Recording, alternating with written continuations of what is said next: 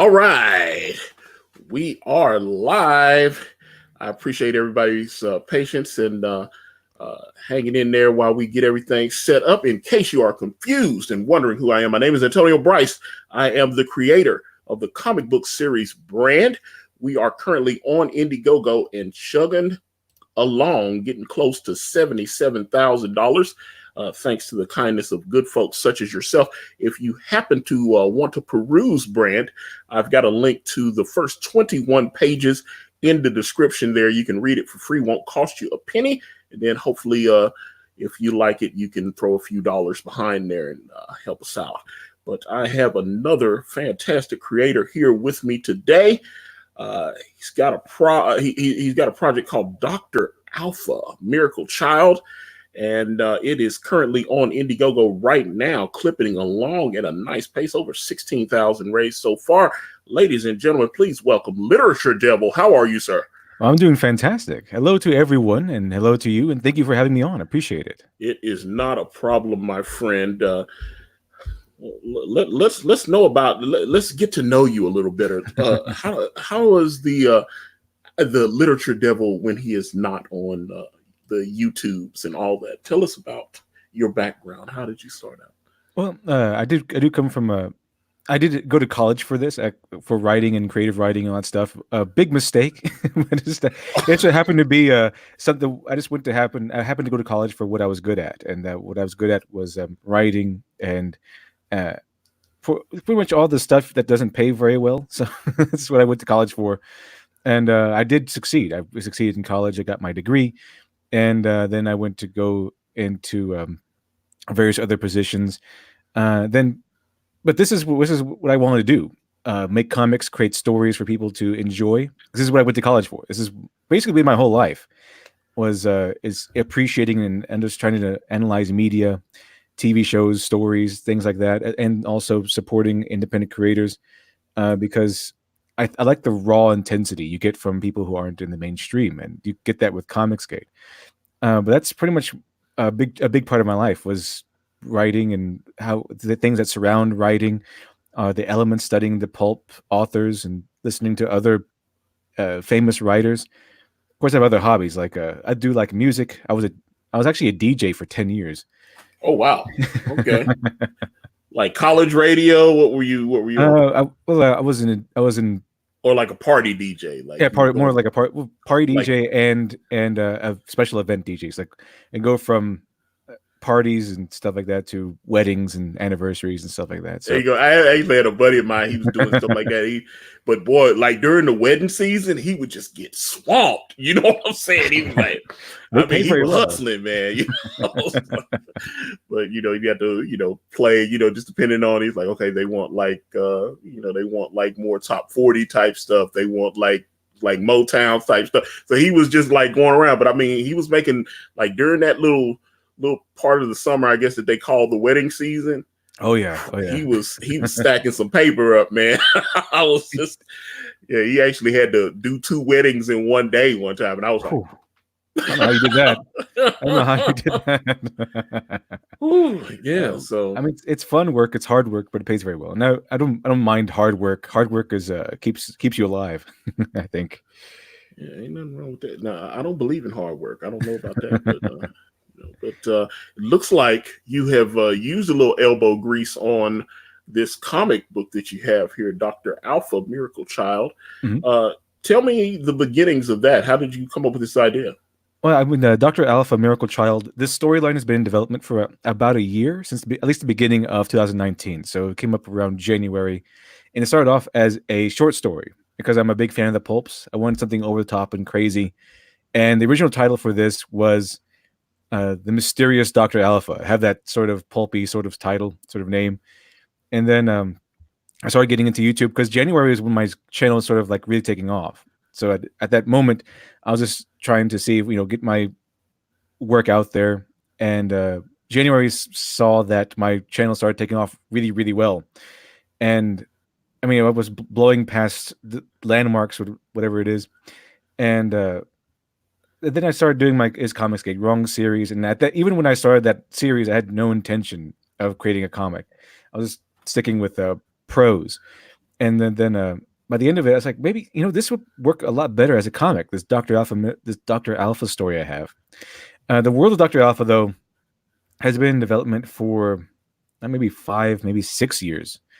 It's very fleshed out, and to prove it, I actually have live readings of other stories that take place in this universe on my channel at the moment. If anyone wants to go and listen to it, I have 2 stories: "Goodbye, Frank" and "The Giant's Dream of Little Things." 2 different streams, and then I have some reading of 2 Punisher stories that I wrote for a website, and a long time ago, like 2 years ago. And if you want to listen to those, of course, they're not in the universe of Dr. Alpha, but they are written the same formula as Dr. Alpha. And my standard writing formula, is an old pulp formula, plenty of twists, fast-paced action, characterization, all those kinds of good stuff. So I think people will like it. Well, you actually said something there, because I've noticed you've got a pretty big YouTube channel where you got over 70,000 subscribers. How the hell did you get that many subscribers? I don't even know. It's kind of happened. All I did was when I started the YouTube channel, I was in it for the long haul. I just, like I said, I don't mind hard work and producing good stuff. Or producing, well, I wouldn't say good stuff. I would say as best quality as I'm capable of doing. That's always my goal. And so I put up my first video. I was overjoyed when I got 200 views. And then I put up my next one, following every following video. I was over the moon when I broke 1,000 views at one point. And I didn't mind that. And then one day, somehow, for some reason, in January, I produced a video called "How Screwed Is Mark Waid?" During that whole Your Boy Zach fiasco, and for some reason that one caught on. I don't know why that one caught on. People were liking that one. Then people said, "Hey, check out this video called "Why Are All SAW Characters Mary Sue's?" And that one really caught on. And then I guess it built up from there. I saw that video. Yeah, yeah, that video still that's been around for a while. That one still comes up in my, it comes up in the recommendations. Sometimes I was like, okay, that's when you got staying power, when the algorithm keeps going, hey, you might like this video. Yeah, I get some like those weird soy boy people. They come in and say, "Hey, this video is in my feed for some reason," and they tell me about it. It's like, okay, fine, awesome. Let's get annoyed by it, and they hate that video. They hate it to no end. Because I have some people who give me comments saying things about Nazis and stuff. Because I made the YouTube a long time ago, or not that long ago. They started penalizing you for things said in your comments for some reason. Yeah. And they started saying things like they love Hitler and stuff like that. And they say, "Oh, sure, Nazis aren't so bad after watching this video." They're trying to get me demonetized and try to get me to take it down, but it didn't work. It didn't work because there's like over 10,000 comments on there, and they're mostly people saying they like the video and people saying that I'm a misogynist, sexist, racist, whatever. So that's the 50. Well, it's like 90% we like the video, 10% you're XYZ bigot. I see Ethan Van Sciver in the chat. Salute to EVS. Hail Caesar. Yeah, man. I definitely love that, brother. And hey, the love has always been returned, and so I appreciate that. But I actually want to take a look at your project here. It's one thing that really caught my eye about it is you kind of have a mock cover of what is it, Brian Bolin from The Killing Joke. Oh yeah, Killing Joke. And that's always been a personal favorite of mine. If I can actually get this thing to load. Wait a minute. Yeah. All right, hold up. Oh, yeah, there it goes. Oh, yeah, I see, brother. All right. So are you the artist on this? Who's the artist on this? The artist is J. Paul Sheik, an artist called J. Paul Sheik. He is very talented, very good at. In fact, he knows my characters better than I do, because that's how I brought him on. I said, okay, look, looking for an artist for my comic, and I'm going to go ahead and purchase like a sketch, and I'll have you sketch Dr. Alpha. If it comes back to me and I like it, then I'll hire you. And I gave him I told him what I wanted, and he actually came back with something better than I thought it was going to be. In fact, I had sent the sketch back and said, "Hey, I want Dr. Alpha back with a full beard like a Tony Stark in the Avengers movies." And then he did it. He did it like right away. And then I looked at both of them and said, "You know what? I like your original a lot better." So I went with his. So yeah, I just leave the visuals and stuff to him, because he's an excellent artist and he's really good at what he does. I'm more of a plot and character kind of guy. and visuals are just kind of, unless it's plot relevant or character relevant, and the visuals is just kind of a burden to me. So it's kind of nice having someone else take care of all that for me. All right, guys, we are talking to Literature Devil. He's got this fantastic project called Dr. Alpha Miracle Child. It is on Indiegogo right now. The link, of course, is in the description. Please hit that like button, share this link out. Let's get this crowd in here and get some eyes on great comics. Let me go down here because rated A for Alpha. I like that. Please ask me about my evil agenda. So just kind of give me a synopsis of what this story is about. The story, like I said, the reason why I made that mock cover or mock image of the Killing Joke is because I took heavy inspiration from the Killing Joke. And Killing Joke is the main story, the story that you're presented with anyway. Is the story of what we don't really usually explore is the background of the Joker. And you get what is the Joker? He is a maniacal, crazy. Well, usually portrayed in modern media anyway, as this maniacal, crazy mastermind, criminal mastermind. And that's usually what we appreciate him for, just being this maniacal, crazy mastermind who challenges Batman. The Killing Joke was they opened up the past. They cracked open the character of the Joker, and we got to see what may or may not have been his past. And that's one of the things that's explored here. Dr. Alpha is this Joker-esque villain. He's he's one of the most notorious villains in the galaxy, like it says there. And he's more or less the two-dimensional, to begin with, he's portrayed as that two-dimensional, mustache twirling sort of villain that superheroes like to take on all the time because he's Snidely Whiplash. Yeah, that sort of villain. Like that's what he comes off as in the beginning. And you can see that there in the second page. Like he's this laughing and conniving and maniacal. And then as we go on, as we move forward, the story becomes more complex. We get to see, we get to dive deep into the relationship between these characters, the heroes, and Dr. Alpha himself, and that he's not such a two-dimensional guy to begin with. Okay, I'm looking. Who's up with this young lady here, Lady Midnight? What's going on there? I just released this. This came up with this idea not too long ago. Like I said, this story the universe of Dr. Alpha is very fleshed out. So what I wanted to do was that I took one of the I've been watching comics get for a long time, and I took one of the most notable complaints that backers have. It's not and this complaint varies in intensity. The one where I paid for this book, I have to wait a year to get it into my hands, and it varies from I hate that to it's kind of annoying. Because you pay for something you kind of want it now, even if it's you ordered from Amazon and you're going to get it in 2 days. That's still kind of annoying, but it's understandable. And unfortunately, it's a reality of this because I don't have 20 grand in my it's laying around in my candy jar to just get this done beforehand. But at least not to begin with.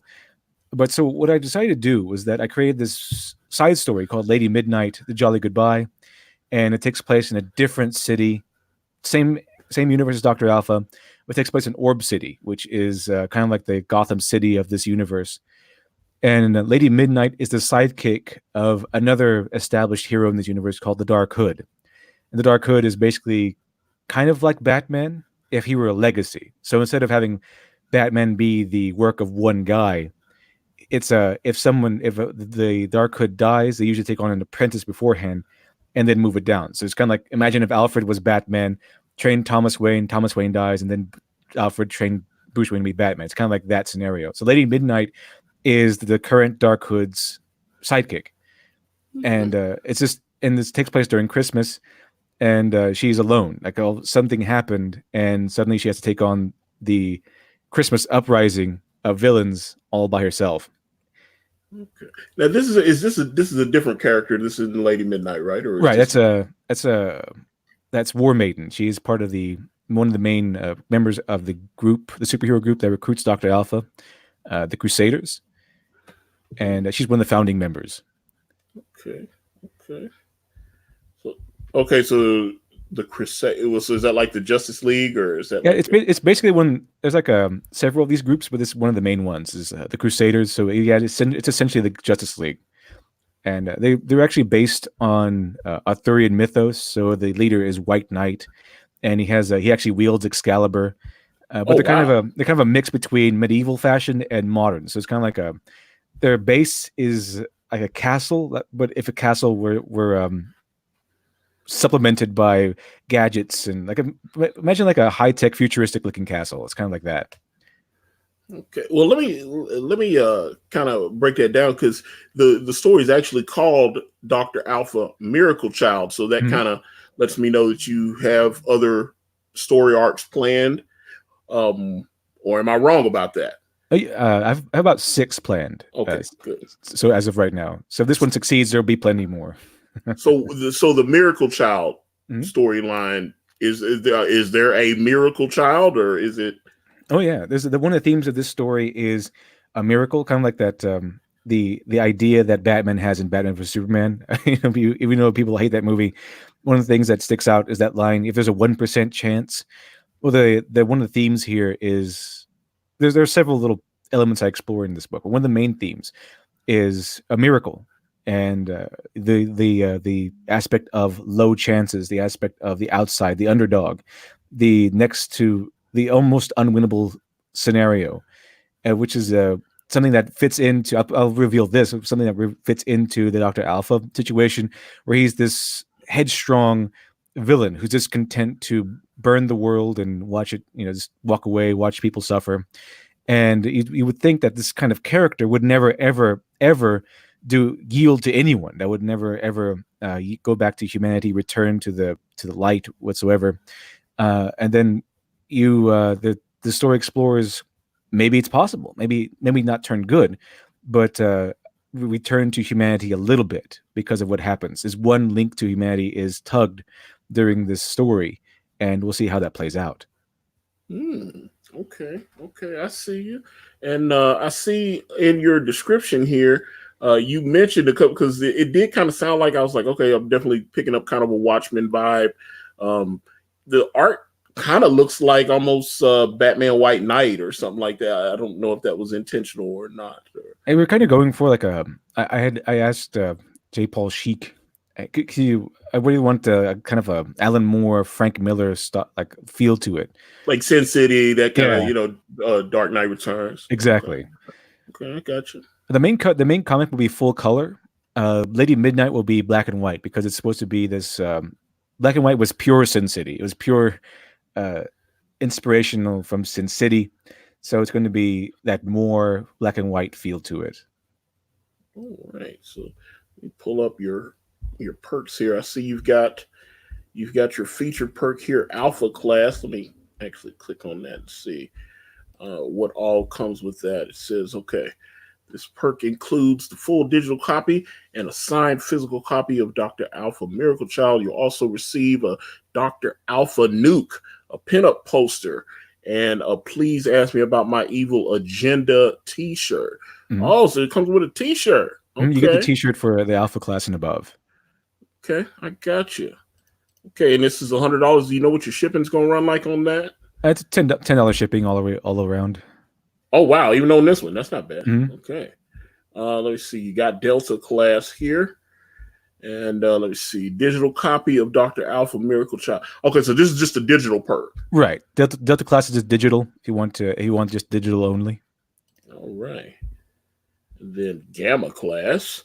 And then you get a digital copy in this. Okay, so this is a physical copy of the book. Are you signing your comics, or not on Gamma? Not on Gamma. Okay. Yeah, that signed copy. Trust me, I'm kind of like I said, I'll sign everything, and now I'm kind of like, I did not expect the book to sell like it has. But so yeah, we've got like 4,000 comics that we're gonna have to sign, which is. Hope you want a pack of pens with you. Yeah, I've already started looking. There's all, because I've got to get some Copics or whatever, so Kanan can like sketch, because like I'm gonna fly him down. He's gonna do like sketch covers and all this kind of stuff like this. I gotta get the little Copics, and get a couple of Sharpies, silver, gold, all that good stuff, and sign them. I went with silver. I went with silver on this one. Okay, so Beta Class, $50. See, this perk includes digital copy, a physical copy, and you'll also receive the Dr. Alpha Nuke pinup poster. Do you have is the Nuke poster pictured on the page there? Did I go Right. past it? It's just the one where he's taking a picture of the nuclear explosion. It's in full at the bottom, very bottom. Let me go down because I was like I read that and I was like, let me see what's going on. Ooh, I like Lady Midnight. Like, yeah, Antonio loves the ladies. And oh wow. This is a cool image right here. Oh, okay. So this is the picture right here. That's the poster you'll be getting. And okay, so isn't this the cover as well, or is this just? No, that's the. It was promotional art. It was conceived as promotional art, but we turned it into a pinup poster. They'll come with it. Okay, right. I love the great Brian Boland because big fan of his. The thing about what we did with the promotional art is that it's not in the comic. I mean, these events aren't taking place in the comic, but it's all canon. It actually did take place in the world. So Dr. Alpha did actually nuke something. And in fact, and nobody nuked, but I don't want to reveal it because I like the mystery. But it's kind of funny.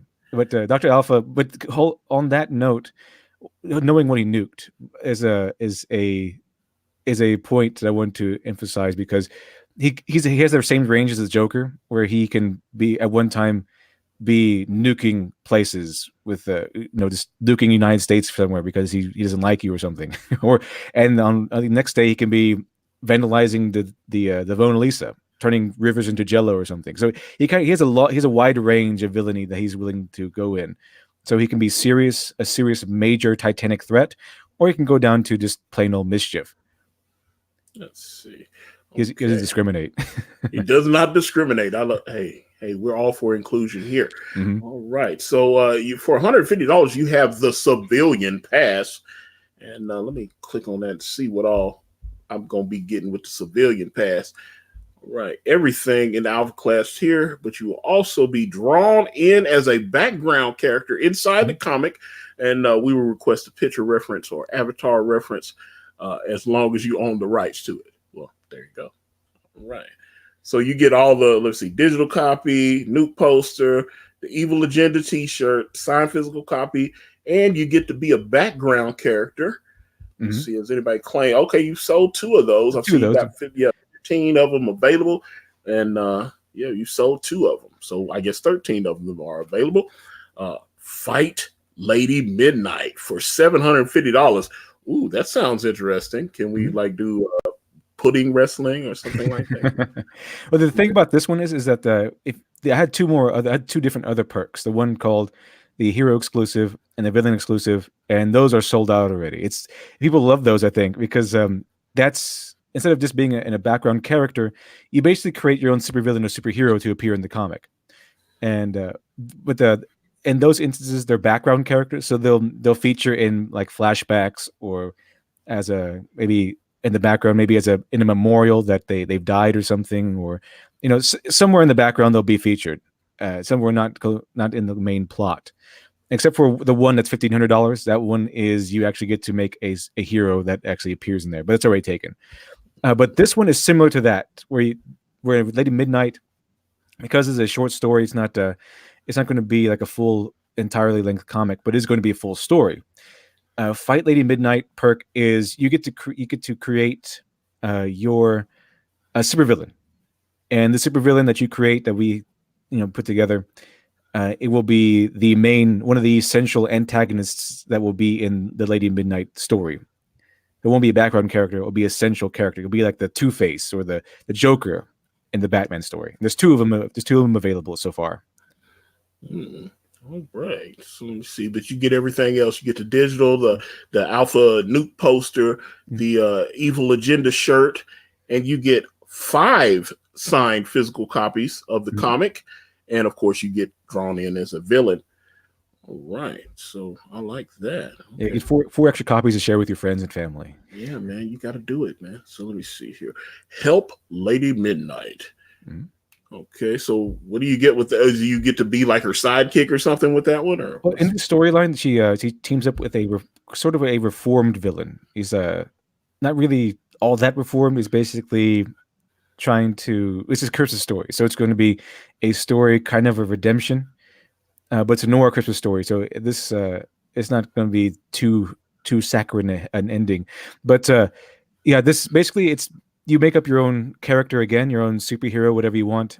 You know, you can get to decide powers and theme and costume and even the name to, you know, up to reason. No, like Cyberwolf 2319 or something. Unless he's a cyborg or something. But none of these internet names. It has to be something that's actually Everybody's got internet names. Yeah, so that's why it said, well, you know, within reason. And yeah, I say that in the main description. But yeah, this is the same thing. You get to create your own character. You could choose powers, look, etc.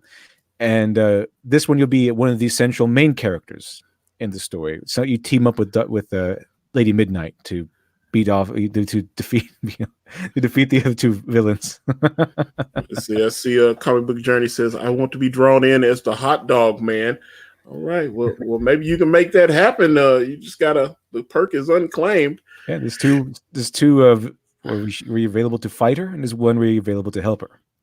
Okay, like I said, if I'm fighting, I want to be in a tub of pudding. I would like that. And become Dr. Alpha's first nemesis. So I'm assuming this is a hero perk. Mm-hmm. You know, you'll create. Let me click on it because. So tell me about this one here.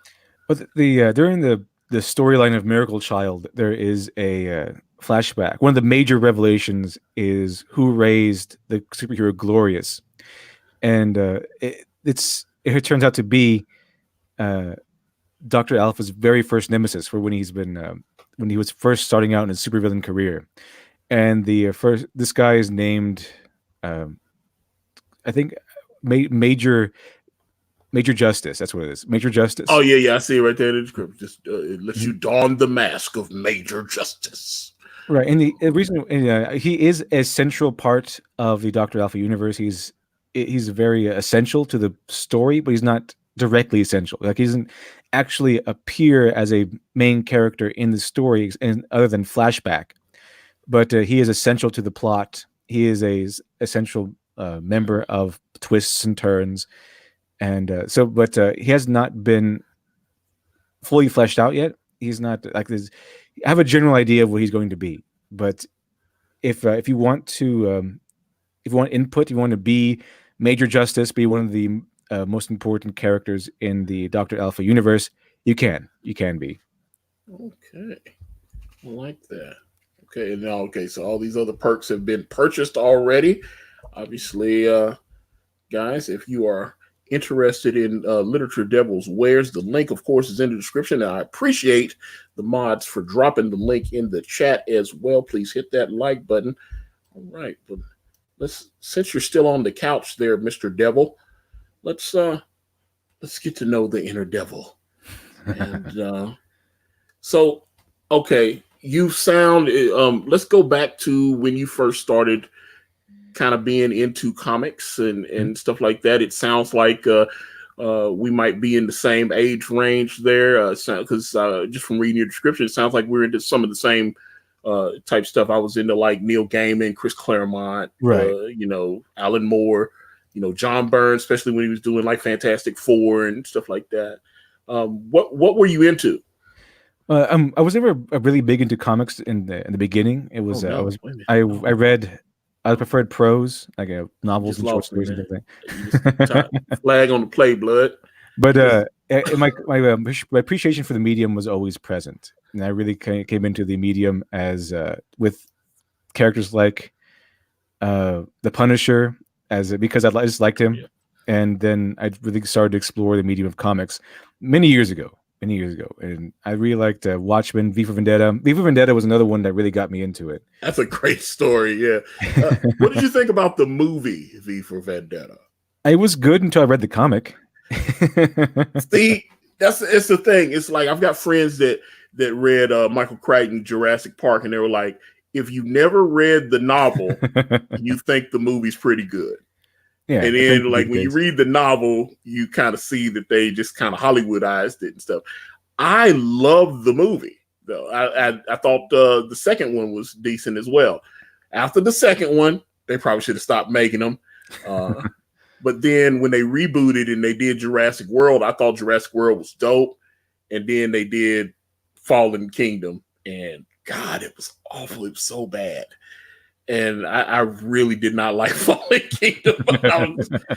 I was just, yeah, they keep trying to make these like super smart these super smart dinosaurs with a little eye of Newt and puppy dog tails and all this kind of stuff. It's like, we'll make the perfect super raptor Tyrannosaurus Rex thing. And then of course he always ends up breaking out and eating everybody, and he can file your taxes and babysit the kid. I was like the smartest dinosaur that's ever lived. And I was just like, okay, I'm surprised they haven't made one that can talk yet. Yeah, that's actually surprising. And just like you're right, just a bit like with Terminator, they should have stopped after the second movie. Oh man, no! When I had a couple of friends that tried to drag me to that opening weekend, and I saw that trailer, and I was like, "Nah, man, I can't do it, bruh." I was like, when I saw that trailer, I was done at that point, and I was like, "That's not Terminator." And they were like, "No, James Cameron was involved in this one," and I was like, and I saw the James, and I was like. When I heard James Cameron was involved, I was like, yeah, it's actually going to be good. And I saw that trailer, and I was like, they got to James Cameron. I honestly believe that it's like Invasion of the Body Snatchers going on in Hollywood right now. Guys that used to be cool, they've all of a sudden gotten infected with something, and all of a sudden it becomes about yay women, social justice stuff. It's weird, because James Cameron, one thing I know about James Cameron, all the movies I've watched of his, that man knows how to make cool movies. Yeah, he had pretty good stuff. Yeah, and I'm so when I hear he's involved, that man made a ship sinking exciting. You know what I'm saying? And what was the Avatar and all that? I mean, all that, which.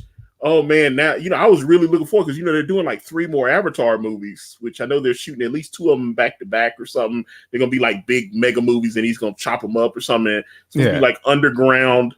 What's that world? Pandoria or whatever. And I know some of it's supposed to be like aquatic and stuff. It's just the description of the new Avatar movie sounded really cool. But after seeing Terminator Dark Fate and hearing that, I was like, oh man, seeing what happened to it and just. Oh, it's going to scare all you misogynists, who don't like women, who obviously don't like women, and etc. and so forth. Like, what's that? I think we're being invaded by aliens, and it's not these green creatures with ray guns. It comes in the form of soy. I think we're being invaded by an alien race that comes in the form of soy. Well, let me see here. M says I must be the one guy that likes Terminator Salvation. Now, let me say this. After Terminator 3, which I thought was awful, Terminator Salvation was definitely an improvement. And I love Christian Bale, big fan of his. The movie did not make me retch. It had a few problems in it, though. But if they had done a sequel to it, I would have went. You know what I'm saying? That's always a good sign. The movie did not make me vomit. So thumbs up there. Go see it. But then they did Terminator Genesis, and they were like, yo, we've got the Mother of Dragons as the star. And I mean, I'm a big Game of Thrones. You're not going to find too many people as bigger Game of Thrones fans than I am. Boy, and I mean, they had her in there when she was at the height of her power as a draw, so I was like, that's the woman that plays Khaleesi. She's Daenerys Stormborn. And that movie was hot garbage. It was awful. Oh, it was so. As soon as they start, every time they do something weird with John Connor, like they turn John Connor into a weird Terminator alloy, whatever. I don't know what that was. When they make John Connor, who's supposed to be the savior of mankind, and they make him a Terminator. Yeah. That's probably a mistake. That was weird. And the dude that played John Connor in the movie, he's a brilliant actor. I've seen him. He's I think he's like an Irish guy or something. He's a brilliant actor. I've seen him on a bunch of like BBC television and stuff like that. I mean, he is brilliant. That dude's a great actor.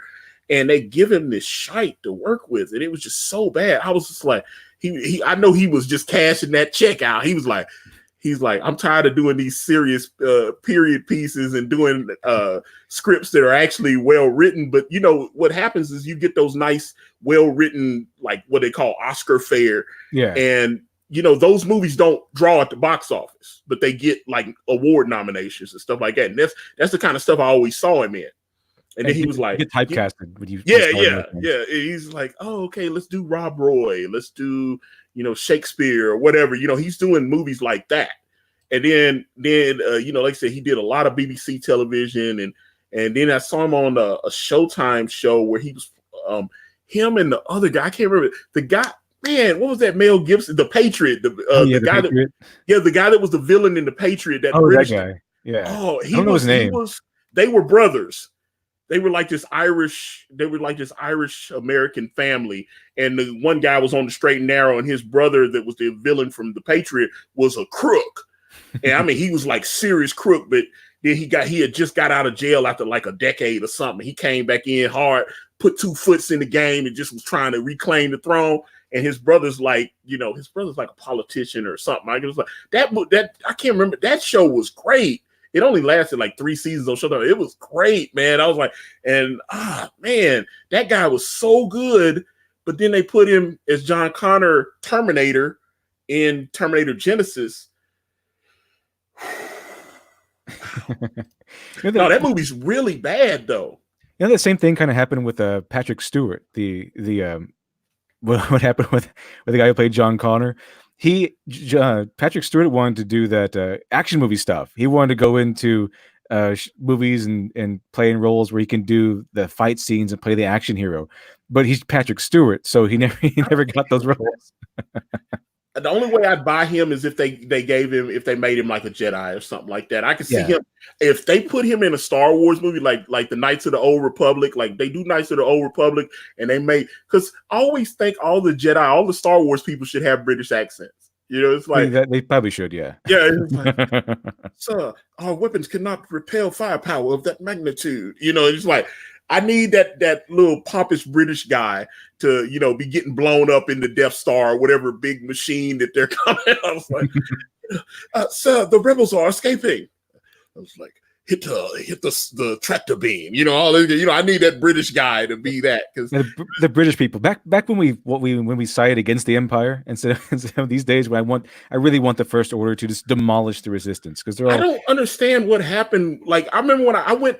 No, you don't understand. I'm hardcore Star Wars. Like Ethan be like, I'm a great big Star Wars fan. I'm a great big Star Wars fan. And I go to the midnight shows, and then I saw The Force Awakens. Well, I went and saw The Force Awakens, and I was like, and everybody started texting me. He's like, yo, did you see? And I was like, yeah. They brought it back. And they were like, did you like it? I was like, it's okay. I think that's the bad thing, because the euphoria came in across all the Star Wars fandom. Like, finally, we got a Star Wars movie that's okay. They thought it was great because it was okay, and then time passed, and now we realize the truth.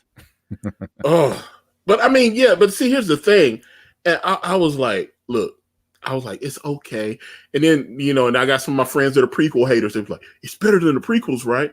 And I was like, I don't know. The prequels were actually George's vision. And there's things in all 3 of the prequel movies, like Darth Maul in Phantom Menace. Yeah, at least there's some cool stuff in there. At least there's some cool stuff. Yeah, it was cool stuff, man. And I was just like, I'm like, okay. I was like, Force Awakens. I was like, they were like that Darth Revan or whatever his name, Kyle, not Darth. What's his Sidious? Kit, whatever whatever the dude's name. Which one? Christopher Lee, the Christopher Lee guy? No, in the Force Awakens. Kylo Ren. Kylo Ren, yeah. I'm sitting there going, that's what the thing. I was like, I don't even remember these guys' names, man. You're a huge Star Wars fan, and you can't remember any of these people, right? I don't want to know, though. That's the thing. I really don't want to know. It's like, I need to be, when I think about like the new Star Wars films, I need to be like that guy in The Matrix where he was like, hey, one more thing. I don't want to remember any of this shit. He told him straight up. He's like, I don't want to. He's like, when you take over, I don't want to remember anything. I just want a good life. I want to go back to where I was happy. I don't want to remember any of this nonsense. Yeah, he told him. He said, I want to be rich. He's like, just make me rich. I don't want to remember any of this. He's like, yeah, just make sure I don't remember. And that's how it was. Oh man, so like the Disney Star Wars, yeah, that's what it is. I don't want to remember. He's like, I need you to erase it from my mind. And I really do not want to remember. Yeah, but then okay, so we saw The Force Awakens, and it was good enough where I was like, okay, I'll see what they're gonna do. I was a little pissed off that we don't get Luke Skywalker until the last second. That kind of pissed me off because I kept hearing Mark Hamill was in it. Yeah, he kept tweeting about it too. Like, I lost all this weight. He's doing it. Like, all right, Luke Skywalker. We're gonna see Luke Skywalker return. Let's see what happens here. Yeah, he was. And trust me, I follow Mark Hamill on the Twitter for better or for worse. Me too. He used to be cool. Yeah, he did used to. Yeah, it's like somebody got to him. He drank the soy. He drank the soy, and the aliens took over his brain. Yeah, I was like, I saw that thing when the was it Ivanka or Ivana Trump tweeted that picture out Halloween, and he said that. Oh man, that stuff just bothered me. I was like, dude, it's a kid. Why are you Mark Hamill. What are you gonna do next? Kick a puppy? What's the strategy going on? It was so horrible, and I was just like, all right, Mark. But he was making it sound like he was going to be in the movie, and so I was like, all right, so I was like, I've been waiting on this for like 40 years. Luke Skywalker's coming back, bitches. Let's get it. And I was like, all right. Oh, we got 2 seconds. Then I was like, okay, so I see Finn. They got Finn bucking his eyes. Ray, it's like he's looking around. He's like, I was like, I don't understand what's going on. They got the big tall chick from Game of Thrones in there. They wasted her. They wasted. Yeah, they did waste her. They wasted Brienne of Tarth. She was my favorite character because she looked like Brienne of Tarth, and she's in cool armor. Okay, what's she gonna do? And the answer is nothing. I'm like, you bring her in. You got Brienne of Tarth, and you're gonna do nothing with her. Oh God, man, because she's a great actress. Oh yeah, she's fantastic. And they go, oh, she's special. We've given her a silver suit. It's like, give her this silver suit. I was waiting. Okay, when is she going to start being awesome? When is she going to start pulling off her like really awesome commando style stuff and show us how awesome that Phasma is? And then we don't get that. She gets beaten by Finn, and Finn doesn't have the most flattering of characterizations during that first movie. It was that whole thing that was weird to me, and I was like, why would you go to all that trouble and bring in such an accomplished actress and waste her talents like that? You could have literally brought in any tall woman to play that part, and it wouldn't be any different. They wasted that actress so much. Yeah, and then I was like, okay, man. I was like, I got you, man. So. But we get through The Force Awakens. The special effects look fantastic. The sets look fantastic. You can at least tell that J.J. Abrams studied Star Wars and maybe he liked it. The reason I say that is because when he was directing the new Star Trek films, he admitted as a child he didn't like Star Trek. Mm-hmm. And so you can tell when you watch his Star Trek that he doesn't like Star Trek. He's trying to make Star Trek look like Star Wars. It's different. Okay, considering I'm more on the Trekkie side of the aisle, I can completely tell that he didn't like Star Trek. But he admitted it. He was like, "Yeah, I wasn't really into Star Trek that much." So why would you take on? It's like what's the man Michael Bay? Oh yeah, he did the Transformers movies. He admitted he didn't like Transformers. I'm like, come on, man. They give you $200-300 million and you got an advertising budget. You admit you don't like the movie. You don't like the property. Those movies should be handled by fans. Exactly. It's for the fans. That's what, and I kind of had a little back and forth with what's I can't remember his name. He's Ramirez. Man, I can't remember. He's a DC comic artist. And he said I shouldn't have to read the comic or the graphic novel to be able to enjoy the movie. And I'm like, dude, you make comics. Why would you say that? It's because there's all these people bitching that the Watchmen show isn't like, because I've watched, they got 3 episodes and the 4th one's coming on tomorrow. Those people do not strike me as Watchmen fans, and obviously we already know how Alan Moore lashes out at anybody that tries to remake his properties. Pretty sure Alan Moore would straight up murder these people if he could get away with it. And anyone who ever touches Watchmen, he feels the same way about it. Yeah, my God, man, I mean, the artist, there was Dave Gibbons. He signed off on it. They gave him a couple of dollars. He's like, yeah, thumbs up, and whatever. And, they pay Alan Moore not to even, he's like, hey, just don't put my name on it or any of that. He's like, y'all don't put my name on it, because I remember they made that deal with him on V for Vendetta. He was like, just don't put my name on it. And then when they did the Watchmen movie, he's like, okay, I won't talk bad about the movie if y'all don't put my name on it. Be trying to, that kind of thing. And don't associate me with this nonsense you're about to spit out. Because I had no problem with the Watchmen movie until they changed the ending, and I've talked to a couple people like, no, they needed to change the ending, and I was like, did you Watchmen? Do you actually read it? They were like, I read some of it. It's kind of boring. I didn't like. That makes sense. Alan Moore's a master of his craft. Okay, you can't just change the ending like that. Yeah, and I was like, the ending made sense to me. It had to be an interdimensional alien. If you just do a nuclear explosion, that's every movie that comes out during the summer. It's like, oh, there's a nuclear explosion about to happen. We have to stop it. Yeah. That kind of deal. It's not special, but I honestly, I actually see where Alan Moore's coming from. It's like, if the world thought that there's another dimension with interdimensional beings, all the fighting would stop, and everybody be like, "Oh, we've got to study this." That makes sense to me. Yeah. I don't see that. Okay, we just blow ourselves up. Okay. And Alan Moore's ending fits with a theme that has been radiating throughout the entire Watchmen work. The buildup between two sides, the conflict, the hatred, the vitriol, and then we see that there's only one way we can save ourselves, and that's we make another enemy for us to unite against. That's why they call it moral checkmate, because if they tell the truth about it, that it wasn't a real alien invasion, then they would all the things that Adrian Veidt had done would be for nothing. All the lives he's ruined, all the people he killed, all of his actions would have been for nothing. That's why, that's why we get such a great reaction from Rorschach, because he's this moral black and white guy, regardless of his anti-hero status. He is an anti-hero in this world because he views things in black and white, right and wrong. And that's why he had to die. He had to die because he was going to tell and reveal the truth of the world.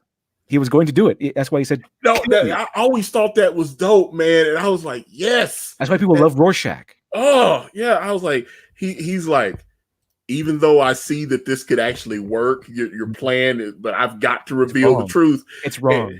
And Dr. Manhattan was like, this actually worked. Yeah. I've got to stop you. We can have world peace. And he took Rorschach out. And I was like, oh man. I was like, no, you don't understand how many times I've read, Watchmen. I've probably read that book at least 40, 50 times. Seriously. That and Kingdom Come. I've read them. So in the Wolverine, Watchmen, Kingdom Come, Frank Miller, Daredevil, The Man Without Fear, and Chris Claremont, Frank Miller on the Wolverine miniseries. I've read all those multiple times. And Spider-Man versus Wolverine by James Owsley, the artist formerly known as Christopher Priest or whatever. So yeah, Christopher Priest, that was one of his, he wrote Spider-Man versus Wolverine when he was still James Owsley. And I love that story. It's outdated now. It's got the Berlin Wall and everything, but I still go back. You cannot tell a story better than that. I thought Christopher Priest handled that so perfectly, even, and I actually stole something. No one that has not read Spider-Man and Wolverine, they won't kind of get it, but I kind of put something like, I kind of put a little Easter egg in there. I'll pay off later that, you won't figure it out in brand book one, but when we go forward and we reveal, you'll go back to book one and you go, oh, this is when, and you'll see it. Because the reason I say that is because the assassin Charlemagne that Logan had this romantic relationship, and they had worked together before. Mm-hmm. Peter Parker's walking down the street, and she just walks right past. She's a beautiful woman, and he turns. He goes, "Oh wow, look at that woman." He didn't notice she had just went off in the store and killed 2 people. That's nice. I like that. Oh, have you not read Spider-Man versus Wolverine? Not that one. No, I haven't. Oh, dude, you gotta. Yeah, well, it come out like 87, 80. Mm-hmm. Oh my god. Oh, I was just like, yeah. There was these 2. I guess there were these 2 Jewish store owners, and they had like a bagel shop or something that Peter Parker used to go in there all the time, and he was a regular customer there. And so, like, one of the opening panels of the story, Peter Parker's walking. This is him and Mary Jane have broken up. This is right before they did the big marriage of Spider-Man and Mary Jane Watson. And that led to what was that? There was an infamous storyline. What was it? The one where he trades off his marriage to the. No. That's I still refuse. That's One More Day. I refuse One More Day. to acknowledge that. But this was like 25 years before that happened. So yeah, this is when Joe Quesada was actually a comic book fan and all was right in the world. He became divorced and old and bitter, and he decided, well, if I'm divorced, Spider-Man has to be. Peter Parker's divorced. Well, it's the same thing. Peter David did the same thing. He said that he wrote Bruce Banner and Betty's relationship like him and his wife. And then when him and his wife broke up, he was like, I have to kill Betty now. He said that. He can't break him up. He can't break him up. He has to kill her. He has to kill Bruce Banner's wife. Yeah, they can't just break up. She's got to be. He's like, but like I said, he had been married for like 24, 25 years. Yeah. And his wife was like, look, man, I just don't love you no more or whatever, and they had a lot of problems, and they broke up, and then he decided to kill Betty Banner. And I mean, they brought her back as like Red She-Hulk and all this. And I think she's human again now. I was like, dude, once you admit that you let your personal life seep into the story like that. And I'm not saying not to draw from your personal experiences and put that in story. You're a writer. That's what you're supposed to do. But once you start allowing your personal problems to affect your ability to effectively tell a story. Right. That's why I have a problem with it. That's a big problem with Marvel and DC because, I mean, at least in the diversity wing, the diversity, the NPC wing, people who are producing all this weird propaganda and everything. That's what you see. It's exactly what you see. They're not writing stories. I mean, let me put it this way. If they get in an argument on Twitter with someone, they're going to put that in the comic the very next day. Yeah. Same exact mentality.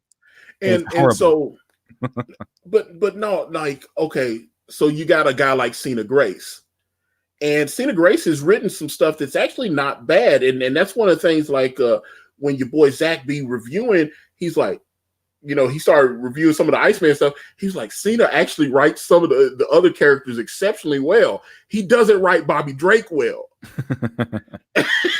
So, now you got guys like Cena Grace. He's come out and he felt like, oh, Marvel just used me as a diversity shield, a token. They didn't stand behind me, because they started getting all this blowback because you had a character that had been straight for 50 years. And they're like, oh, Jean Grey read his mind. He's gay now. He's gay now. I was like, that kind of stuff, that was weird to me, because I'm like, they put themselves in a spot where they're like, okay, well, it's just like when they canceled it the first time, you had a article pop up in the New York Times talking about Marvel just canceled one of the only gay characters they had on the show. And so then they're like, oh, we got to bring him back as a maxi series. That's why they do that. That's why they do that. So they can put it in headlines and protect it. Even just regardless of how much it's hurting your bottom line, how much it's hurting comic book shops, you have to protect these weird diversity characters they keep popping up with. And they do that so that they can be invincible. Oh, we're going to go ahead and cancel your series. Because it's not selling very well. Well, my series involves I don't know, a bisexual Eskimo or something. So then the headline will read, Marvel cancels the first and only bisexual Eskimo line, and then they have to bring it back or else face all the media backlash. Instead of, that's the thing. we had gay characters before, and if they didn't sell, then that's what it was. Mhm. It wasn't because people were, oh, the homophobes got it shut down. It's that kind of thing. It's just I just I don't like that kind of thing. So that's why I look at a lot of times when I'm reading stuff now, I'm reading old stuff that I loved when I was younger, man. I just well, let me see, Tyler Preston. There, this is a good point. He says, "I'm guessing North Star doesn't exist anymore." And see, that's the thing. They did North Star, and then like Scott Lobdell went off and he started writing XMen, and they kind of forgot about that. Was one of the things they didn't handle his whole situation because obviously when Scott Lobdell was there and he wrote and he's out, and that was part of it, and then Alpha Flight has always been kind of rocky. It'll sell for a while and then it won't. It'll sell again. They'll cross it over into one of the major X books or something. It'll be part of a storyline to pick the sales up. And then people kind of jump off of it again. It kind of, especially with American audiences, I found even when John Byrne was writing it and just doing a brilliant job on it, they're in Canada. They're not, all the other Marvel heroes are like in New York. Right. And he's like, oh, I know where New York is. I've been to New York. Hey, it's New York. And it's like, okay, it's in Canada. Okay. Well, Wolverine's from Canada. I love Wolverine. Oh, okay. Yeah. Deadpool. Yeah. Canada. Weapon H. Oh, okay. Yeah. Okay. No, it doesn't work. For whatever reason, maybe the Americans can't relate to it. Mm-hmm. And I mean, Alpha Flight has been cool. I mean, they've done everything. They try to like, all right, we're putting Wolverine back with Alpha Flight, and it's going to be a main X book or whatever it is.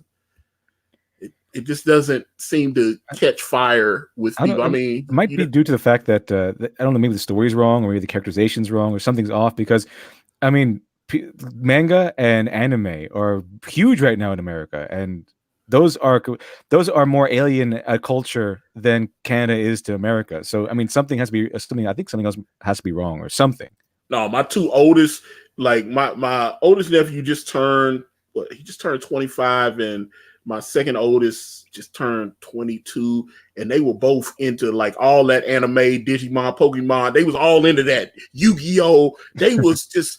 They were just enthralled by it. It was like, yo, man, this is, so they love all the, this is Teki no Rutsen. I was like, I don't know what that is, man. They would know all that stuff. And, that's what they were into. I guess that's just what these younger kids are into. So then, like, I've got my youngest nephew, and he's 13 now. And that's, when you ask him, like, hey, what you want for your birthday or something, he's asking for that stuff. That's his, that's what all his friends are into. That's what they're into. I don't get it. I was like, hey, I've seen some Spider-Man. I don't want that. Give me some My Hero Academia. Yeah, give me some My Hero Academia. Give me some of that. That's what the big things are. Some One Punch Man. Yeah, that's some Attack on Titan. One Punch Man. What's that other one? Man, he had a whole. Well, obviously Dragon Ball. And there was another one, Naruto. Man, Naruto was a big one. They love that stuff. That's where the cringe comes from. It's a breeding ground for cringe. I mean, that's Naruto and Attack on Titan. No, what was that? What's that other one with the stretchy guy? Lufo. One Piece, I think. Is that One Piece? One Piece of bread. Yeah. He eats the fruit and it makes him stretchy arms and stuff. I remember the openings. It was on like Toonami or something like that. Yeah, no, they love that. That's what I'm saying. And I was like, I'm looking at him, and like I said, he's just 13. I was like, I don't understand you. But they into that. That's what they live that life, man. And I'm like, Thundercats, Silverhawk, He-Man. No, this is what I want. That's the stuff I like, the Thundercats. I wasn't even in that time frame. Like I was even born during the time they came out, but I still loved it because they came out when I like to watch TV. I like to watch Cartoon Network. And Cartoon Network put those stuff. Toonami. Thundercats. Yeah. Thundercats. They put all that stuff on. I love Thundercats. Lion-O, the original 80s stuff. What was the other one? Voltron. All those 80s cartoons. Hold on. I gotta ask 80s, you. 90s. You said Voltron, man. Okay. This is it, man. This lets me know if you about that life or not. Are you into the Cars or the Lions? From Voltron? Yes. Oh, the Cars. I always like the Cars. The fuck? What? You just completely lost like 20 cool points with me, bruh. It's got to be the Lions, bruh. No, although I did like the Cars. Yeah, I like the I like Lions, man. Come on. Oh, man. All right, bro. I can't.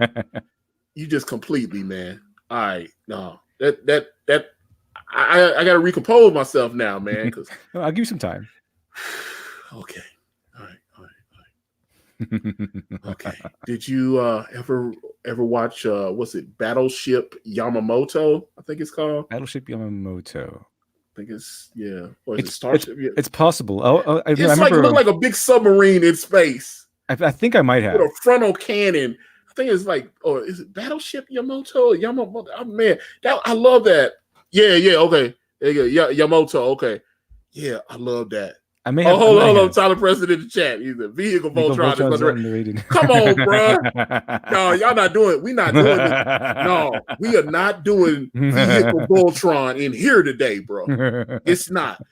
No, vehicle Voltron gets no play up in here. It's all about the Lions, man. Come on. I love it. The Lions. Although when they brought it back to Netflix and they had the Black Lion pilot with his boyfriend. Okay. I was like, all right, I see what y'all doing now. All right, got you. Okay. Well, one thing I did watch was from a Japanese anime, early Japanese anime was Robotech. I like Robotech. Yes. Robotech was fantastic. Gundam Wing, into that. G-Force, Gundam Wing. Yes. Yeah, all those stuff. That was really good. You said G-Force. I've said G-Force, and they go, no, it's Battle of the Planets. I've never heard it like that. I never heard. I was like, I don't understand what that is. I was like, I didn't grow, and you don't understand. I was born in 1975. When I was like 4 years old, and they were showing G-Force on, and I said, did I remember that wrong? Maybe it was Battle of the Planets, and then I found out, like the European guys, it was called Battle of the Planet overseas, and then in America, it was G-Force. But when they've released the box sets, they just call it Battle of the Planets. Yeah, I think the original name for it was Gatchaman. Gatchaman. Yes, like, no, you don't understand. I used to watch all that. G-Force. That's what I was like. The Fiery Phoenix, G-Force. My brother got me into it. I think he was like 5.5, and I was like 3. I remember the bird missiles and I love G-Force. That was my slap right there. I loved it.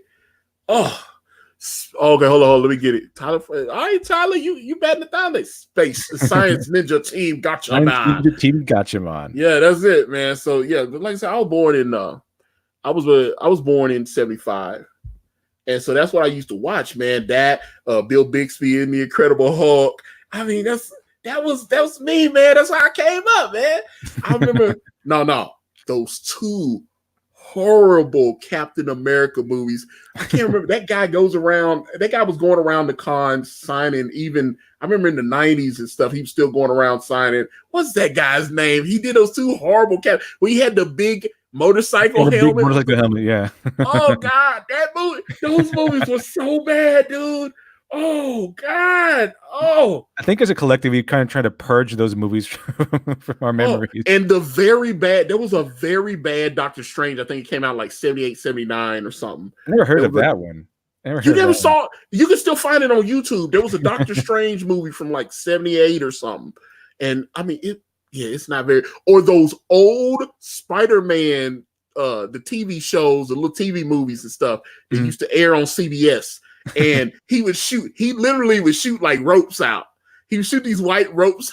And he'd be like, and they would shoot these big, like a white rope net would come out of his. I guess whatever worked. Whatever worked. Oh, okay. Hold on. I got it. Oh, okay. It's Red Brown. That's him. Is he still alive? Can somebody find out? It was just, hold up now. Comic book journeys. I remember Doctor Strange. Man, that Doctor Strange TV movie was hot garbage, bro. Get up out of here with that. That gets no play in here. That Doctor Strange, that old Doctor Strange. Oh God, the two Captain America Red Brown movies with the like, say he had the motorcycle helmet with the wings on. And I was like, yo, and yeah, he had the little glasses and stuff. But yeah, Red Brown, when he was going around on the comic book con circuit, he was signing every damn thing, bro. It's like, yeah, Red Brown. I mean, that's how I understand he got to make his paper though. Yeah. Oh yeah. Gotta do what you gotta do. But yeah. Hold on. Listen here. Elusive. I remember Spidey on Electric Company. Morgan Freeman. That's where I first saw him. He used to be on the Electric Company. Morgan Freeman was one of the regulars. Him and what's the other chick? Rita. I can't remember. She was. I want to be in America. I want to. Rita. Damn, what's her name? I can't remember her name. But her and Morgan Freeman were on the Electric Company together. Mm-hmm. She was in West Side Story and she won an Oscar. For being in West Side Story, and then she couldn't get work, and they were like, "Hey, we got this kids show," and and so yeah, you got serious actors like her and Morgan Freeman on the Electric Company, and they had Spider-Man, and he was like, "Spider-Man, nobody knows who you are." Oh come on, like I said, I understand that's like late 70s, early 80s. But yeah, Morgan Freeman used to be on there. And my God, that was hold on. The chat going crazy. Hold on. I gotta get some of this. Let me see here. It's coming from, oh my God. Yeah, this is like, oh my God, those are bad. That's what I'm saying. See? That's what I'm saying. You guys remember the Japanese? That's what I'm saying. That's what I was talking about. Spider-Man versus like the wolf creature or something. Japanese Spider-Man. Yeah, I'm telling you. Because a lot of those they aired over. It's like they had the guy that was playing. Man, some of that stuff, I'm telling you, bro, I gotta send you some stuff on your DM on Twitter or something where you can look at some of this stuff on YouTube. It's like, because they need him to climb up the building, right? So, they do like the old 60s Batman show. He's just kind of doing some thing up on a wall. Like, climbing up. They be like, da-da-da-da. So it's like, it's got like 70s porn music in the background, I'm serious. I'm not joking. Those movies were so bad. And Spider-Man like fought some ninjas and stuff like that. That was crazy. I'm like, man, that sounds fantastic, dude. I gotta find that. Let me see. Hold on. Natalie Wood. Okay, no, it was but no, you got it right here. Sean Fry, Rita Moreno. That's her. She won an Academy Award for West Side Story. Let me see. Hold on. For hardcore cringe, Italian. Oh no, okay. There's an Italian Spider-Man. They probably do, but no, I gotta find some of that old school Spider-Man stuff, man. Let's see. But I'm telling you, you can still buy. You can buy the box sets on. It's like the stuff is so bad, people love watching it now. Just like the Red Brown Captain America is so bad, everybody loves it, man. That's what I'm telling you though. I don't care what nobody say. That Doctor Strange was awful. They just put a cape on that dude, and he had too much hair. He needed a haircut. It was weird. He looked like there was a guy. What was that? He was an old magician. He was like, at that time, it was a magician with a mullet. I used to see him on like Johnny Carson all the time from like in the late 70s. And he come in. That's how the guy reminded me. And so Doctor Strange, I was like, that's not the comic I've been reading. It seemed weird. It was, but I mean, it wasn't any worse than like any other type of TV movie that kind of had like cheesy special effects and stuff like that. And I kind of like that stuff. I like that kind of its own charm. It's kind of like how I like Jawbreakers. Not to say Jawbreakers is bad or for any stretch of the imagination. It's all up to, I guess, your personal preference. But I like Jawbreakers because of the tropes it had. It was the Expendables style over the top action story, and it had some things you might consider objectively to be bad writing or whatever, but since that is the genre, it makes it more charming. It's kind of like every time I want to watch a Chinese movie, Chinese in particular, I want there to be horrible dubbing. I want their lips to be mismatched. I want there to be weird translations. That makes it better for me. Well, that's one of the things I kind of love. They Eddie Murphy's new movie that's on Netflix now. Dolomite Is My Name. So I watched that, right? Yes. And then I noticed that some of the LGBTQ people came out and they were like, Rudy Ray Moore was gay. Why didn't you play him as a gay man? And he was gay, but he was closeted. Rudy Ray Moore he never came out. I don't think he ever came out in his lifetime, publicly anyway. But if you're a straight guy and you play a gay guy, it's a big no-no too. But they just this is what they did. They just made sure he wasn't with any women in the movie.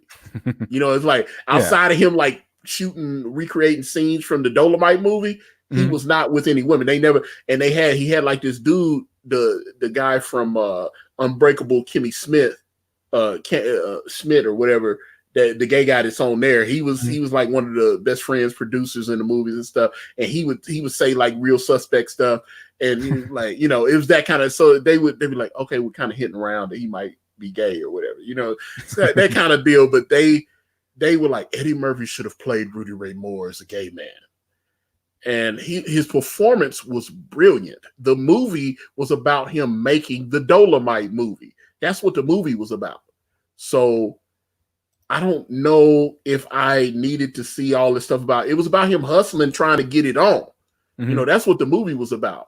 And Eddie was brilliant in it. So I was surprised to see people go, he should have had a partner in the movie or something. I was like, come on, man. That wasn't part of the film.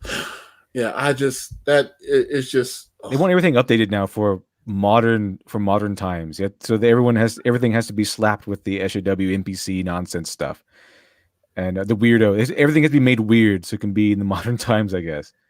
But one thing I really liked, and I really liked this because it really made fun of all the charm stuff that I'm talking about, all the bad like editing and all the weird takes, was Black Dynamite. It made fun of that. Yeah, they did that on purpose though, and that was what was so fun about it. That's exactly. I know they did it on purpose. That's why I like this so much, because they brought it to light. They really made fun of the whole. You see the boom mic show up in the shot. The boom mic, and sarcastically, I'm in charge. Yeah. I love that stuff. I love that stuff to no end. I really do. You just don't understand. Sometimes, like my mom and my sister's like 16 years older than me, and it's from my mom's first marriage, and so she would have all these old tapes. She'd have Flip Wilson. She would have like 8 tracks, and but I mean, I heard everybody. My sister had like LPs, and she had like George Carlin. She had Flip Wilson. She had Bill Cosby. She had Eddie Murphy. She had, she had a bunch of Rich Pryor LPs, and we would listen to those. That's what it was, and she was into those blaxploitation movies, so we'd watch. They'd be like, oh, they're having like late night blaxploitation theater at like midnight, and so she popped some popcorn, and we're sitting back watching. And I'd be like, I was like 7, 8 years old, and I'm watching like Shaft's big score. Yeah, both of those are dope. Superfly. I've got Superfly on DVD. I got Superfly on DVD, and I got the first 2 Shafts. I can't really rock with Shaft Goes to Africa and some of them other ones. They they should have stopped making them after some. But Shaft's big score was probably better than the first Shaft, and the first Shaft is incredible. I mean, obviously won an Oscar for Isaac Hayes for the score. But I mean, that score is legendary. Who is the man? It's like I love that stuff. That the over the top music. It's like shut your mouth. But we were talking about what's the guy Fred the Hammer Williamson. Yeah. We were talking about on Twitter the other day. We were talking about Black Caesar, Hell Up in Harlem. I watched all those movies. Those are all fun movies. I love that genre. Cleopatra Jones, Brown Sugar. Yeah, man, I loved all that. That was my stuff, man. I love that genre, and that's why I liked when that one director, he did Spy Kids. I forgot what his last name. Was it Robert Rodriguez? Yeah, Rodriguez. I like his work because of how raw and unrefined it sometimes is, but I really like the fact that he made like a Hispanic version of these exploitation movies, where it's with Machete. Oh, Machete. Yeah, Machete. And I'm Hispanic, and I was like, oh, this is because it had all these like cultural things that, like the egg underneath the bed, and it's like all these stuff. Like, oh, that's awesome. I feel like I'm at home. He told me, I saw him doing interviews and stuff, and he was saying that he wanted to do like a Latin blaxploitation movie and stuff. it was dope. I mean, the second one, they didn't expect the first one to make as much money as it did, so they made money when they managed to talk a guy like Robert De Niro into being in it and stuff. Yeah. Like, all right, Robert De Niro's in the next film, and I was like, that kind of, but that's crazy, man. I loved all that. Machete. I like the opening trailer they had from like he kills the bad guys, he gets the women. It's like it's very over the top, very it was done perfectly fine. It's really awesome. I love all the story, the violence, and everything is done perfectly well. And what was it? That's why I liked when him and Tarantino did Grindhouse. At Grindhouse, yeah, with the Death Proof and Planet Terror. No, when the chick takes her prosthetic leg, this machine gun or something. Machine gun. Yeah. I was like, yo, this is why I watch you people. I watch Rodriguez and Tarantino. Oh man, I love Tarantino. I haven't watched Once Upon a Time in Hollywood yet. Neither I plan to though. No, I'm definitely going to watch it. I'm definitely planning on watching it. But they got into a little bit of trouble because of the fight scene between Brad Pitt and Bruce Lee. Mm-hmm.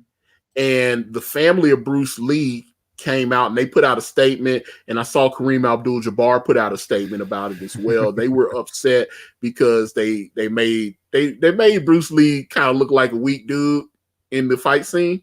Yeah. And so his family was not happy about that. I mean, we all know he's not. We all know he's incredible. He was one of the premier guys to escalate physical greatness. Yeah, but I saw Tarantino was trying to justify the scene, and I was like, come on, man, stop, man, just stop. I was like, you got in trouble with everyone for that movie.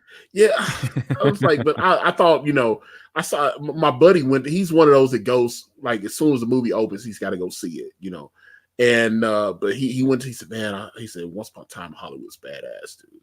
And so I like DiCaprio, I like Brad Pitt. So I'm definitely wanting to see it. Luke Perry was in it, and that's I think that was the last movie he did before he died last year or whatever. So, so I'm definitely wanting to see it because I just love Tarantino movies like Inglourious Bastards. Oh man, Inglourious Bastards is incredible. Although that was weird. He said that was one of the things he said. He said, we're not making it's a movie, so we changed some stuff around. Obviously, you saw the end of Inglourious Bastards. They killed Hitler. Yeah, they killed Hitler. Yeah, that didn't happen in real life. Oh yeah, we know that. Do we really? No, yeah, we don't. I don't know. Like I said, it's that kind of, it's that. I don't know, man. That's why I knew this movie was great because they don't care. They're just there to make a fun, fantastic movie. That's all they wanted to do. They didn't want to tell you history. They wanted to tell you a story that got your blood pumping, a story that made you interested, and a story that really made you excited to see these characters do what they do. And that's why I like Wolfenstein. Wolfenstein games. That's why you like. That's why people play Wolfenstein games. You want to kill Nazis. We want to fight and kill Hitler. That's I hate it. They started trying to re-release the games, and then they like, oh, we've got to edit out the swastikas and all that. Oh yeah, especially for Germany. Germany does not suffer swastikas. Yeah, I understand it, but I was like, that's the whole point of the game. I was like, I don't know. I hope as we evolve and continue to grow that stuff like that wouldn't happen. But I understand they in that particular country, I get it. Yeah. I get it, trust me. But my goodness. Brother, I could talk to you all day, man. This has been fun. I've enjoyed it. It looks like your book is doing very well. And before we close out here, tell us, one more time, kind of tell us about Dr. Alpha. Well, the character of Dr. Alpha is I based his personal character on, as you mentioned, Brad Pitt. His personal character is based off of Tyler Durden from Fight Club. So what I did was that if you see the actual cover, Dr. Alpha Miracle Child, rated A for Alpha, I gave him like that kind of Brad Pitt look, more or less. And what I wanted to do was that I took the traditional mad scientist character, who's usually archetypically the guy who's really pompous and arrogant, and he likes to live in mansions and grandiose supervillain hideouts and he eats lobster. And they usually like the funner things.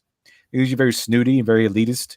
So what I wanted to do was kind of subvert that. I wanted to subvert your expectations. No, but I wanted to create a character that's more like Brad Pitt. He doesn't care about living in squalor. He doesn't care about the finer things. He'll put together a ray gun using some junk he found in a dumpster or something while living in a rat ocean infested motel. Like, It doesn't matter to him because he's so arrogant that in his mind, wherever he is, that's the place to be. He's the most brilliant man on the face of the earth. In his mind, he's the most brilliant man in existence. So whatever he does, it's going to be like the most feared and respected work of all time. But just like Brad Pitt, he has that notion for mischief and chaos. He really wants, that's his goal, that's his motivation, but that's his goal. I have his motivation. It's a lot deeper than that, but his goal is to commit chaos and mischief, and to do as much damage as possible to just rattle the status quo. And he even knows how to fight because he doesn't have any superpowers, but his main difference in one of his skills, I guess you could say, one of his traits, is that he has an extraordinarily high IQ. What that means is that he's able to learn things fairly quickly. So, as Bruce Lee said, I fear the man who has practiced one kick 1,000 times. Dr. Alpha does not have to practice the kick 1,000 times, maybe 500, maybe 250. So he's as well as attaining 36 doctorates before he turned 18. He was it's canon now. He also can master various, or at least become an intermediate in various martial arts because he can learn them fairly quickly. So he does fisticuffs. He can engage in hand-to-hand battle. He doesn't mean he's the best in the world or anything, but he can hold his own in a battle against people who don't have super strength or something. There you go, brother. All right. Well, like if anyone wants to reach out to you, obviously, plug your YouTube channel, because not that you need my help, but and obviously, tell them about your handle on the Twitter there. If anybody wants to reach out to you. My YouTube channel is Literature Devil. I usually go over writing techniques, modern media, things. I just released a movie telling you, describing why Rey is a Mary Sue and Luke Skywalker is not. Before that, my other main video I released was comparing the differences between Western storytelling and Eastern storytelling. So if you want to uncover the secrets to make your own anime or manga, it's the structure is in there. My Twitter handle is @LiteratureDevil, and so it's really easy to remember if you know the YouTube name. There you go, man. That's the thing I be getting on to my main man, Kanan White. He got every social media platform got a different name. And I'm like, dude, streamline that. That's why, like, if you look, every social media I'm on, I just make it Akari Press. Anywhere. If I'm on Facebook, Akari Press, it go right to me. Instagram, Akari Press. Twitter, Akari Press. YouTube, Akari Press. It comes right here. So I'm like, dude, you got Kanan _1, Kanan 05. It's like, and I'm like, dude, that's why nobody can find you. You should be doing much better than what you are right now. Yeah, you should have one distinct brand name, and then if you want to make multiple platforms on social media, you use that brand name. That's what it is. That's how people find you. That's social media 101. You can't lose your power if you don't. Well, that's one of the things that happened with Elliot Fernandez. He had his name set up as Jerkmonger everywhere, and he was like, I think I want to be more professional. So after he had built Jerkmonger up to like over 100,000 on Instagram, he's gonna decide to be professional at that point. And so he changed it. He done blew the Instagram up, and he's like, I'm gonna be at Elliot Fernandez Art. And so then you change it. And so here's what happens. Anybody that had posted old stuff of you and they had added Jerkmonger, because someone else grabbed the Jerkmonger name at that point. And I saw that and I was like, that's why and he tried to, once he realized what I was saying, he tried to get the Jerkmonger name back. And he was like, somebody else already. Somebody got it already. I was like, yeah. It's just like your boy Zach had the diversity in comics, and then somebody else grabbed it, and now John De La Rose has it. No, he's that's what it is. You had built it up. You built it up, and then you let, even if you didn't want it anymore, you should have made sure that it was protected. You know what I'm saying? So nobody could just grab it and eat off of you. So that's what it is. So, and like I said, all my stuff is streamlined, and that way, I don't have 15 different handles going all over social media. So exactly, that's how it's done. All right. Well, Literature Devil, this has been fantastic. I do thank you for your time, sir, and your project looks outstanding. I think you are on track to get funded. So as my Italian friends say, I wish you bona fortuna. Thank you. Appreciate it. So it looks fantastic. Is there anything else you want to say before we sign off here? No, I believe that's it. All right, guys, thank you so much for hanging out. This has been a fun chat. For some of you stragglers, just hit that rewind and go ahead and check it out. Because like I said, this has been a fun conversation. I've enjoyed it. But with that being said, I'm going to wrap this video up. And if you want to reach out to me, I'm on Facebook, Instagram, Twitter, and right here on this YouTube channel, everywhere is at Akari Press. And if you type in akaripress.com, it will take you directly to my Indiegogo campaign for my comic book series brand with the phenomenal Kanan White. We're on Teespring. We're on Amazon.com. The links to those are in the description. Dr. Alpha, Miracle Child. Back that. I'm out.